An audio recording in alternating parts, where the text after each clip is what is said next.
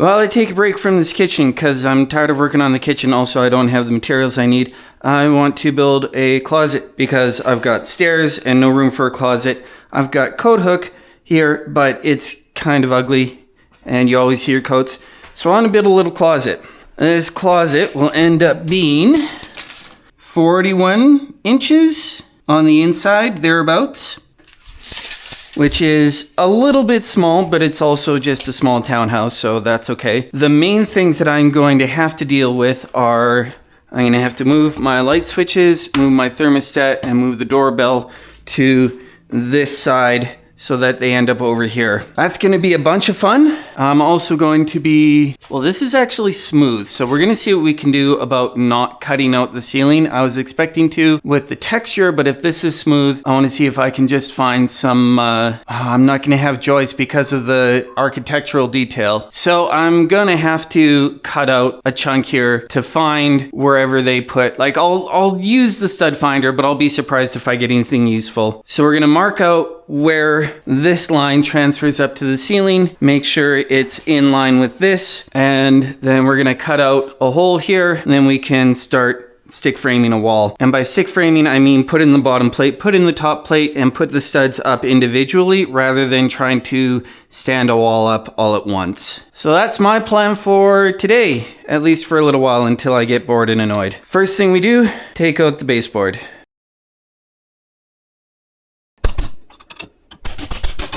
I often complain online at people about installing new floor without removing baseboard. They should have removed the baseboard to get not only the floor under it because it will look better, but to make it that you're not absolutely stuck with this thick chonkin 5/8 inch baseboard when you want to update things. This is going to make everything way more difficult today.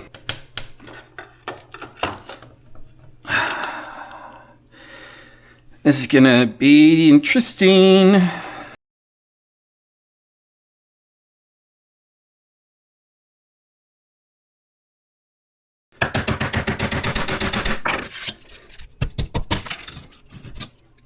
That worked. I was talking with Twitch chat about which person was the lazy or the cheap one. Was it the flooring guys or was it the homeowner saying, flooring guys, you got to do it this way and I'm not going to pay for extra. But we have here some original, or at least last job tile that the flooring guys couldn't even be bothered. Like, this was a loose piece. They could have picked that up super duper easy and they just didn't care. So I'm gonna chalk this mistake up to the flooring guys. Next thing, I'm going to mark out how far out that wall is over here, and I'm going to mark out 3.5 inches from the side of this, or I might just grab one of my 2x and trace it. That'll give me something to put the plumb point of my laser on, and then I can get that lined up to be parallel with that, and then we should be good to mark out the ceiling, what needs to get cut out.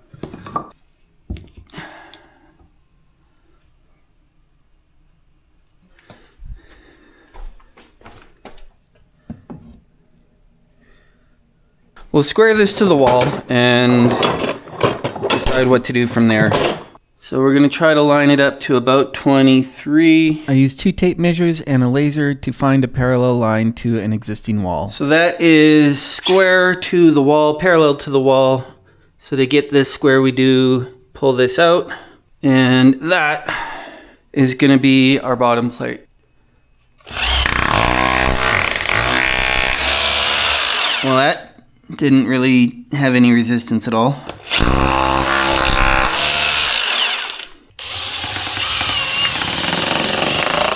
There we go. GRKFTW.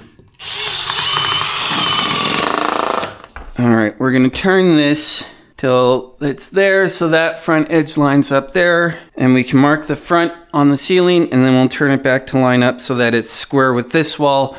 And we'll mark the side on the ceiling. I couldn't make the outside corner of the closet actually square because the existing inside corner of the closet was very not square. So I wanted to just line things up to the front and then square out the outside. I have marked on the ceiling a big chunk of drywall I want to try to cut out. We're going to have to be fairly careful around this end, and we might even come back a couple of inches for that because I've got fiber optic line coming down here feeding my internet, and it's very expensive to get the fiber optic people to come back out. I want to remove all of this because while there is a drop stud going along this way here, it is basically centered right on that line, which doesn't give me a lot of meat to get a full 2x4 to go across to build the header down with for the closet. Which means I'll need to at least sister up another piece of 2x4 up in there, and I probably have nothing going across here. I don't know what's going across the back there. I'll be lucky if there is enough meat to grab onto with drywall, let alone anything else. And the main reason I'm okay with removing all of this is I have a doorbell, a thermostat, and 2 light switches that I want to bring over to this wall. I don't want to leave the light switches inside the closet or the thermostat. Doorbell is kind of neither here nor there, but if I'm doing it, then let's just make a big access panel and move it all. I used a corded 4-inch Dremel circular saw because Milwaukee doesn't make a circular saw in that size, and that's the size I like to use to cut drywall out when I'm cutting out big chunks. I also had to use the hand wasp to clean up the edges. So I do have reasonably solid 2x4 here, and if I pull this staple I can push the wire up and I can get one coming across this way. But all I've got here is not even like a 1 by something, it's like 1 by 3/4.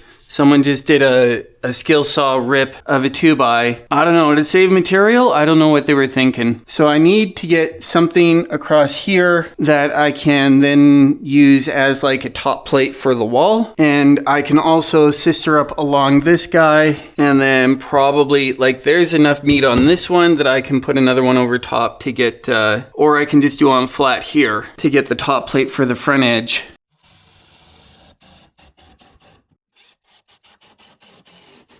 We'll get one towed up this way into here.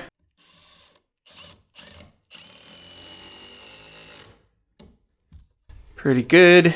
So now we can put a top plate across here for the front of the closet, another one across there. So we're right there. We want to go back 1/2 inch to get the drywall to line up here. Okay, that'll be pretty good. So we got one in to hold it up. It's not quite in as good a position as I want.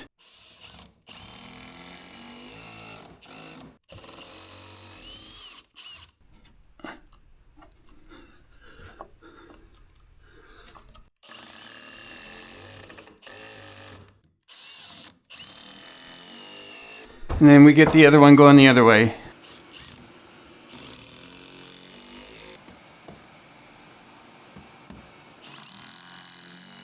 I had to cut back this bottom plate a little bit because I didn't account for the thickness of the drywall when I first cut it.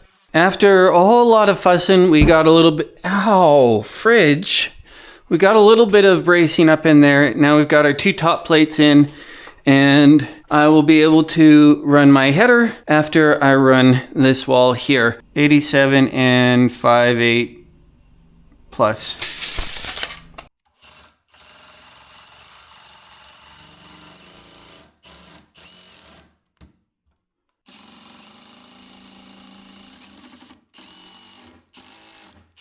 Net finished opening height. Yeah, so we'll go to 81 finished, which means 80 and a half.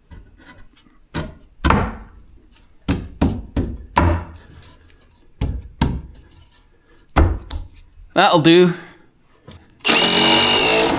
Imagine having a guy who can build you a closet in a day. Wouldn't that be nice? Maybe someday I can find a guy like that and I won't have to do all the work myself. Ah ha ha ha ha ha. I just finished screwing in these 2 big chonkin blocks, and the reason for that is while electrical boxes can screw onto the side of a 2x4, which you can probably tell is what's going on here, there's one on the other side, thermostats and doorbells screw straight into blocking. So once I get the wiring brought in, I can drill some holes in the middle through these, and then they can be there for when I need to reattach the thermostat and the doorbell. Not my best presentation, but it'll do. We got to decide for the light switch, do we want to be centered still or do we want to move it more over here? I think this is good distance in for a light switch. No, we're going over more. All right, we're going to center it. Secure on 2 sides. Meets even the most strictest of code inspectors here. I've got my electrical boxed in. I've got some drywall support here. I don't need drywall support on that side for anything because this is less than 16 inches between here and here and there and there. I do want to get a bit of a backer material across here, and since I'm out of 2x anything better than 4, I'm going to use some OSB, make a panel, and go across here, use some 2x4 backers for the OSB, and that will constitute my backer here. This is going to be a backer for me to screw into when I'm putting in the closet rod. I'll be able to get another one in on this side when I get this opened up to move all of this stuff, and that'll be a tomorrow thing.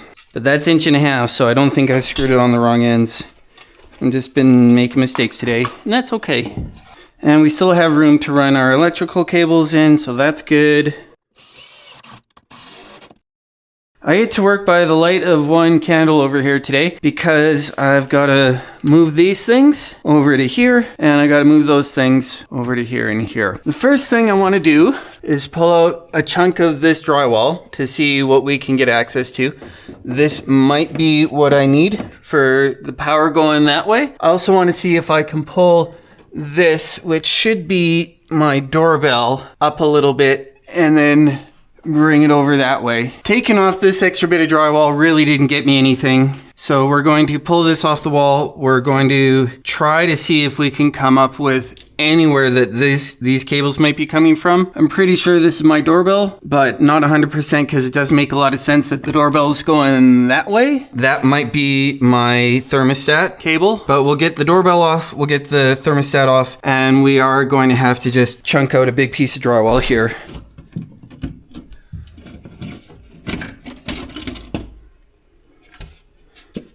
Whew, so this took entirely too long, and I'm not going to show you very much of it because this is rather particular to my old rework of mix of new wiring and renovation. What I had to do was pull the blue, which was the source, put it in behind a junction, which is going to have an access panel, so we're all to code there.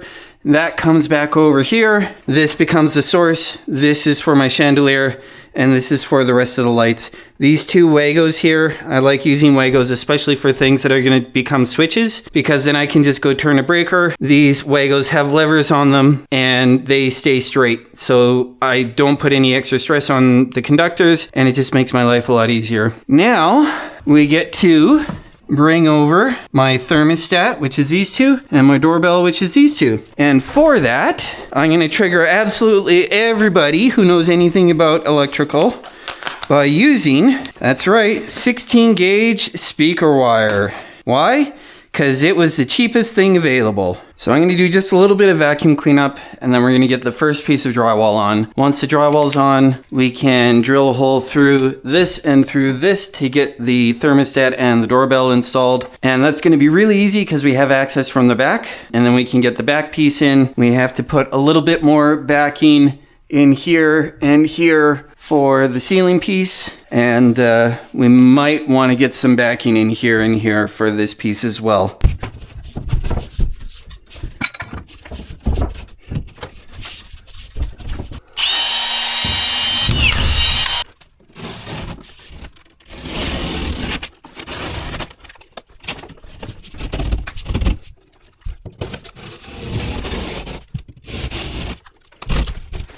What can I say? I like when things are tight. Bad job, Moose.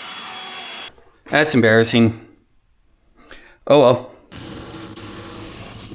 Doorbell through here. Thermostat through here.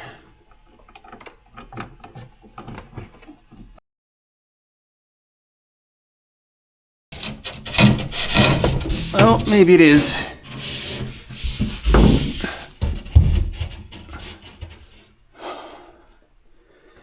Man, I am just batting 1,000 with the mistakes today.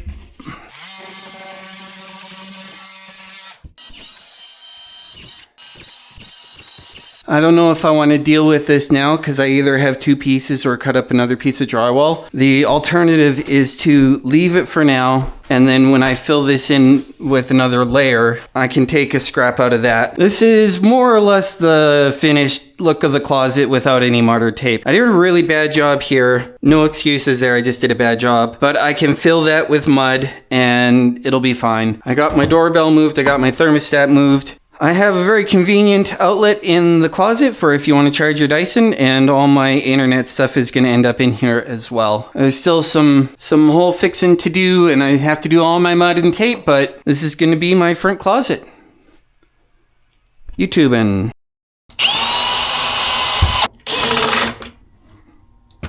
I did not make my best effort on this network panel, and I don't care because I'm not keeping it. Angle grinders are probably like the 3rd tool that anyone should buy after a drill and a driver. I end up using them for so many things. Wow. Okay, we got another 3 here. I wondered about those, but oh, 4.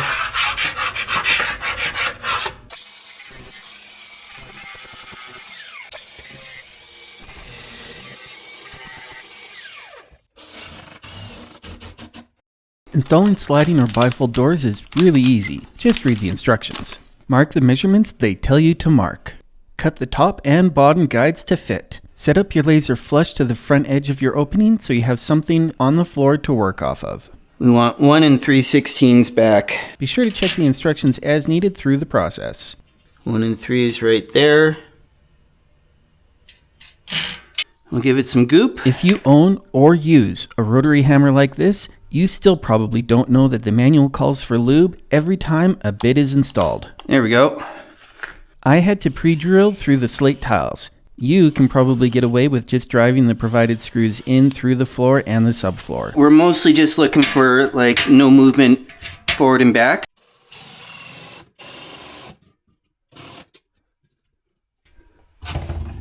That's pretty close. We're definitely within a 1/16 there. I didn't mind it being a 1/16 off, as a tiny tilt like that won't affect anything. The top was still parallel to the bottom.